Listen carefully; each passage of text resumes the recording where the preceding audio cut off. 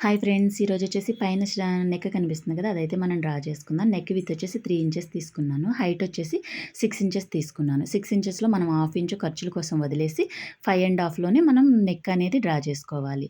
నేను చూసుకొని 6 ఇంచెస్కి తీసుకుని కింద నుంచి 1.75 ఇంచుకి ఒక మార్కింగ్ అనేది చేసుకుని లోపలికి ఒక హాఫ్ ఇంచ్ మార్కింగ్ చేసుకున్నాను. చూసారు కదా, ఇక్కడి నుంచి ఇక్కడికి ఒక డ్రా చేసి నీట్గా ఇట్లా స్కాలప్తో చిన్నగా 2 స్కాలప్స్ వచ్చేటట్టు నేను ఇట్లా మార్క్ చేసి ఇక్కడ షేప్ అనేది ఇచ్చేసాను నేను. దీనికి ఒక 1 ఇంచ్‌లో మార్కింగ్ అనేది చేసేసుకొని మనం కట్ చేసేసుకుందాము. ఇది కదలకుండా ఒక పిన్ అయితే పెట్టేసుకొని నీట్‌గా కట్ చేసుకుందాం. ఎందుకంటే కదిలితే మనకి షేప్ అనేది అవుట్ అయితది. చూసారు కదా, షేప్ అవుట్ అవ్వకుండా నిదానంగా మనం మార్కింగ్ చేసుకున్నంతలోనే నీట్‌గా కట్ చేసేసుకోవాలి.